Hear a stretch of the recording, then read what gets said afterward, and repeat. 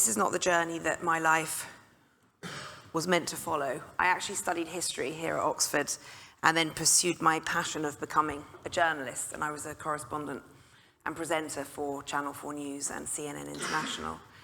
And then overnight, I switched from covering other people's tragedies to being at the center of my own, because my firstborn son, Eli, was diagnosed with Duchenne muscular dystrophy when he was 3.5 years old. We heard from Mel yesterday about the impact of diagnosis, and I cannot emphasize enough what that does to a family.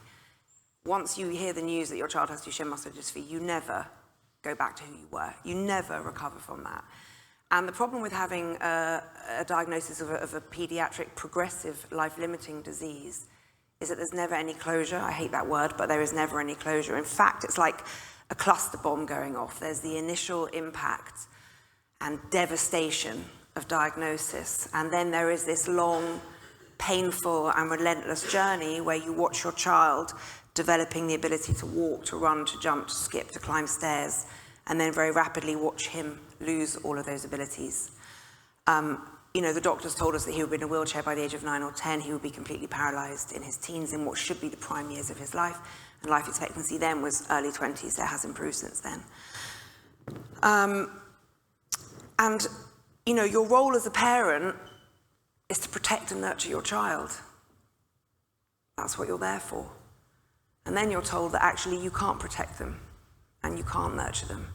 And you're just going to have to sit back and watch them slowly deteriorate and die. And I defy anyone to survive that.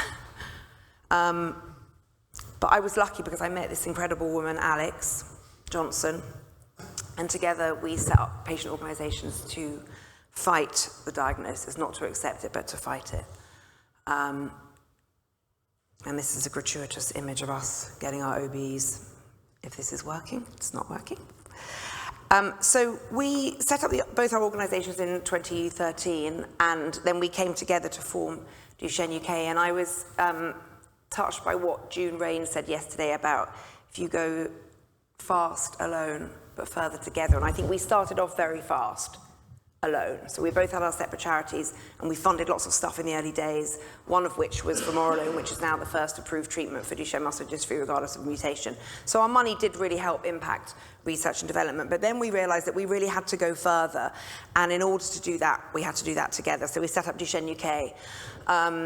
In 13 years, we've raised nearly £30 million, which isn't a lot in terms of big pharma money, but when you combine that with the lived experience of a patient and a caregiver who is experiencing the Duchenne journey in real time and coming up against those challenges, it's quite a powerful approach. And so we started off just funding research, but now we run a number of programs to facilitate and encourage research in the UK. So the DMD Hub is a network of clinical trial sites.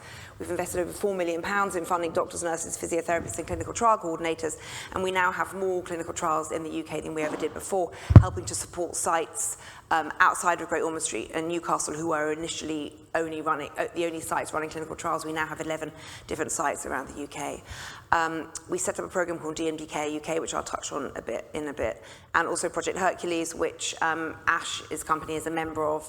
This is a paradigm-shifting collaboration where we got companies together to look at the challenges of reimbursing rare diseases, and decided that we needed to work together to build disease-specific evidence that companies can then take to NICE and other health technology assessment bodies. So we're doing all of that. So I'm just going to talk a little bit about my family's diagnostic journey, and then I'll share with you some thoughts from the community. So my son Eli was born in 2007. In 2009, his sister Lauren came along. 2010, we bought and renovated our dream home. It was on 5 floors. The kitchen was in the basement. Eli's bedroom was on the top floor. And then he started school, which was in an old house over 5 floors. And then in 2011, he was diagnosed with Duchenne muscular dystrophy. I was diagnosed as a carrier. And one of the first things the pediatrician said was, well, you need to stop him climbing stairs. We just bought our dream house and he was in his new school. I was a carrier.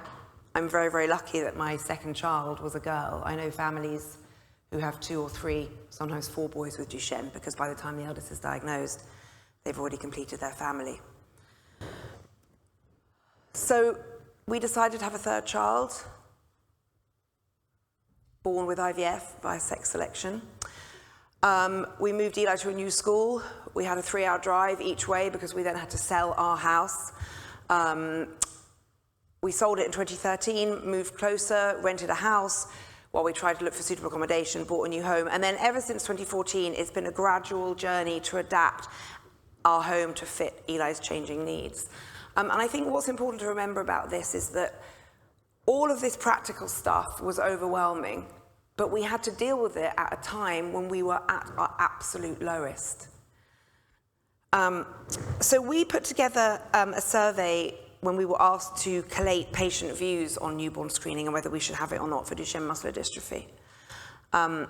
Before we do that, I just want to talk about my son quickly. He's 17 now.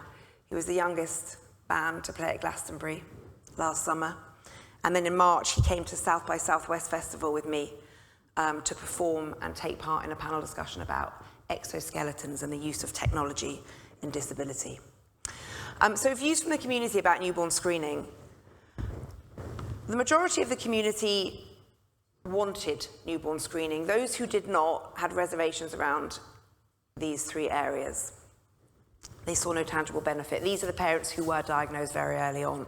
But I think had they been on the diagnostic journey that most parents go on, I think the trade-off is more in favour of early diagnosis because it is a distressing and tortuous diagnostic journey. And as I said before, families have other children by the time their eldest is diagnosed. And Mikkel's Institute, living with Duchenne and Becker in Australia, found that 23% of people have more than one child with Duchenne or Becker because they didn't know their first child was affected. It also, early diagnosis allows you, from a practical perspective, to get your head around having a child with a life-limiting disease, making the right choices about schools and houses, and relieving some of the huge financial burden that you incur when you have a child with a life-limiting progressive disease.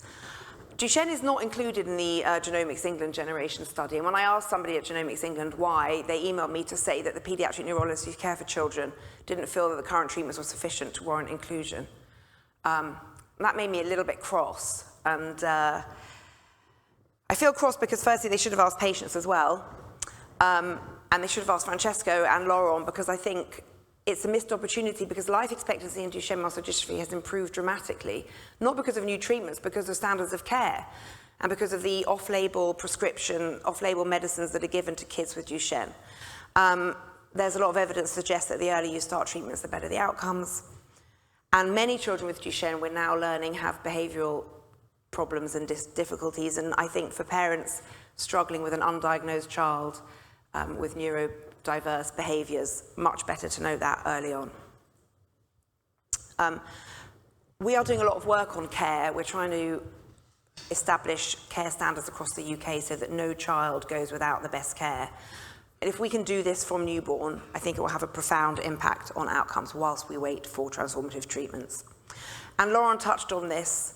This is really disgusting that we don't have newborn screening for SMA. And there was a lot of back-patting going on yesterday. But I don't understand why we don't have newborn screening. It will save lives and it will end that diagnostic torturous journey for families. So I really have nothing to add to that apart from huge rage. That's my presentation. Thank you so much for listening. I know I'm under time, but if anyone has any questions, do please shout.